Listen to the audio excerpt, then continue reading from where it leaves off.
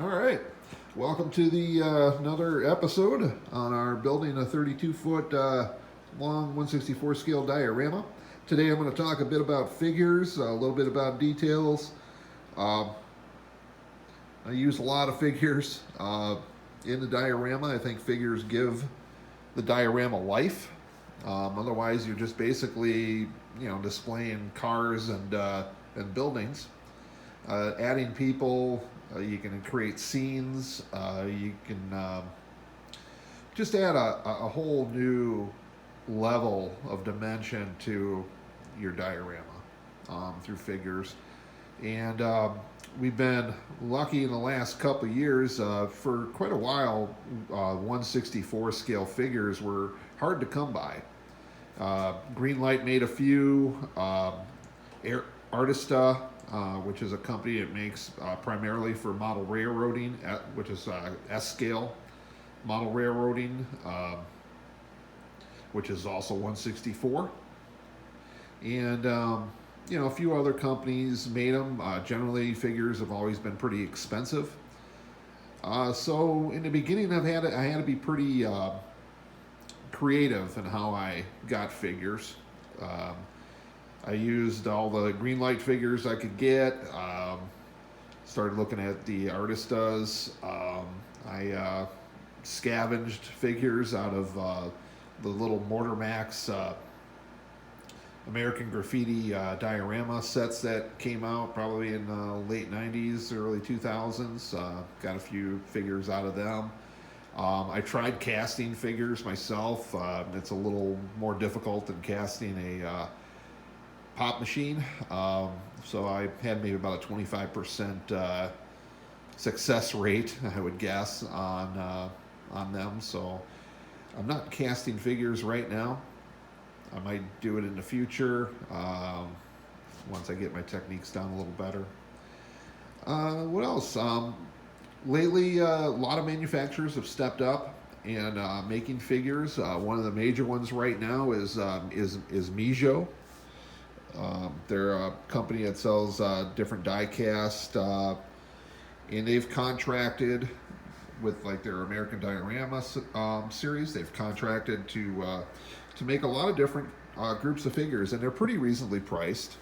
These run, I think, around, depends on where you get them, anywhere from like $9 to probably 15 or so, depends on who you're buying them from.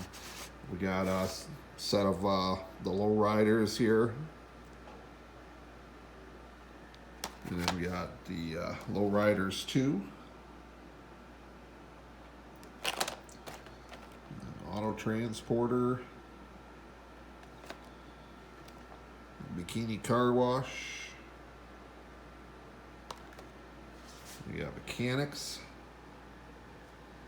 The Auto Show, which those were error from the factory. They're supposed to be painted, but I'll take care of that myself. Hazmat Crew, I'll have some fun with that.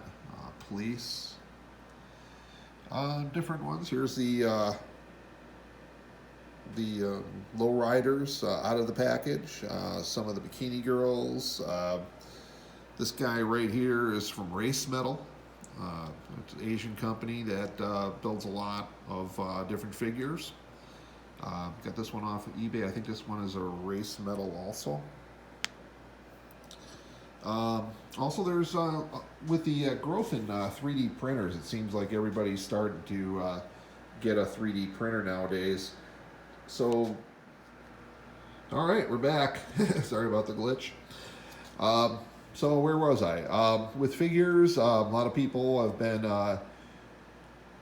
buying 3D printers. A lot of guys are coming out and selling their excesses. A good friend of mine, Rolando Baccio, I'll put his information. He makes quite a few figures, makes some naughty ones too. Let's see what else. Scenery is another source for, I don't know if he's selling anymore. I think he's just selling the programs or so other people can make it, but those are some of his motorcycles that I bought from him, painted them. But like I said, there's a lot of different sources now. You can also go on eBay and look up like 1/75 scale figures, and you can buy like 100 of those for $5. And they do, you know, blend in. They're just slightly smaller. Let's see if we can point out a few of them. These guys right here are 175. He's 175. This one here is actually O scale. An O scale child, which kind of fits. Just got a real big head. Different figures that I got from different people. There's some Race Metal figures back there. These guys right here from Race Metal. This one I bought from a company in South Africa. These guys I think are also Race Metals. There's a lot of different companies, like I said, a lot of different companies that make them. Get on eBay, look it up, join Facebook groups. They can tell you a lot, give you a lot of sources, a lot of people to buy from. I'll be selling, eventually I'm going to start selling these. I've already sold some of these pop machines that I make. I'm also got some gas pumps that are coming up. Just waiting for my decals right now. Casting, you can definitely make a lot of stuff cheap.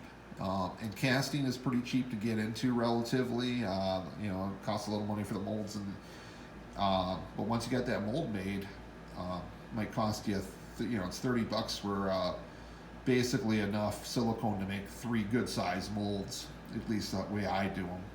And you can knock out 100 before you or more before you wear out that mold. And once you start making them, you can make the castings for a few, you know, for 10 cents each, basically.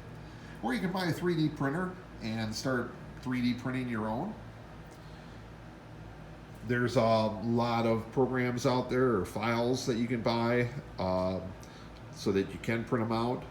Just that there's a lot of people doing it. People ask me, well, how come you don't get a 3D printer? And it's like, well, you know, I mean, the prices are, 3D printers are coming down, but I just don't want to spend, by the time I get everything set up, the accessories, all that, I'm probably looking at about $1,000. And I can do a lot with $1,000.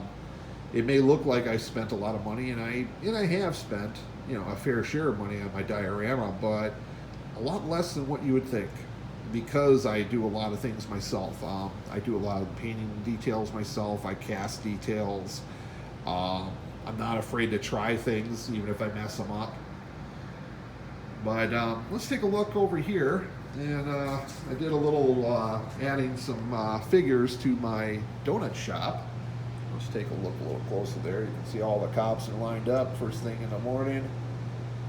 They're all hungry for some donuts. But that adds a lot of dimension to the scene, and it tells us a little story too. Cops lined up for donuts. Over here we got guys shooting some girls at a car show, taking some pictures. Here's another group taking some pictures. It just adds a lot of depth. Here's Bernie. Bernie's going to judge the car show today. Over there is the Beatles. And there's different ways that you can secure your figures on a diorama. I don't like gluing them because once you put them down, you can't change it. I've done a lot of adding little pieces of clear plastic to the bottom. They stand up a lot better. But then you see the plastic, which I don't like. So I've kind of gotten away from that, and you can see a lot of these guys are not on the plastic.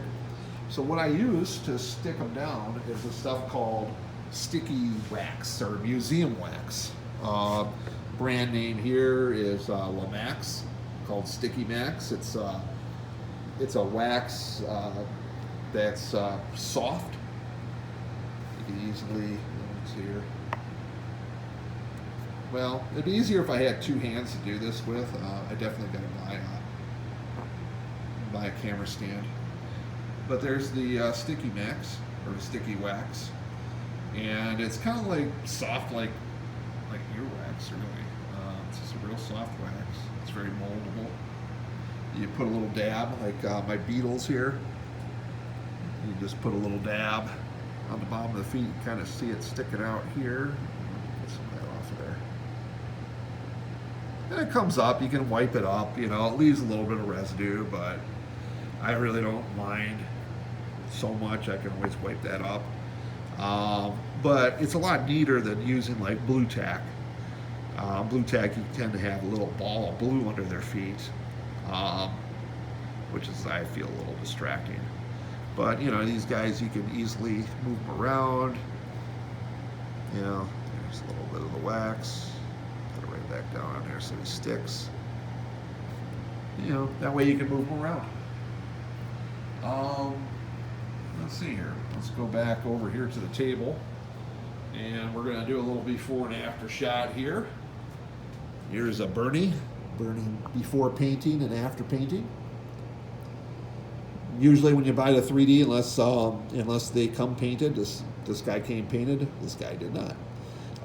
So I will paint them myself. I do a lot of that. Here's other figures that I bought that need to be painted. Motorcycle from Scenery. That I'll paint up, add some diorama. Let's take a look at some of the details here. There's just a little bit of stuff. These pop machines, I cast them in resin, and then I had custom decals made by an awesome woman who does decals out in Las Vegas. She doesn't do custom decals anymore, unfortunately, but she does such a wonderful job of them. I wish she would. But she does do little jobs for me, so I can't complain. But they're just awesome decals, and they really show up nice on the machines. A little shiny. I think I'm gonna have to put a little dull coat on them to calm them down a little bit, and it won't look so plasticky. It won't look so. You can do the same with figures too. Throw a little dull coat on them. It'll take the shine out of them, because people aren't shiny. Well, I am because I'm kind of a greasy individual, so I'm pretty shiny, but other people are generally not.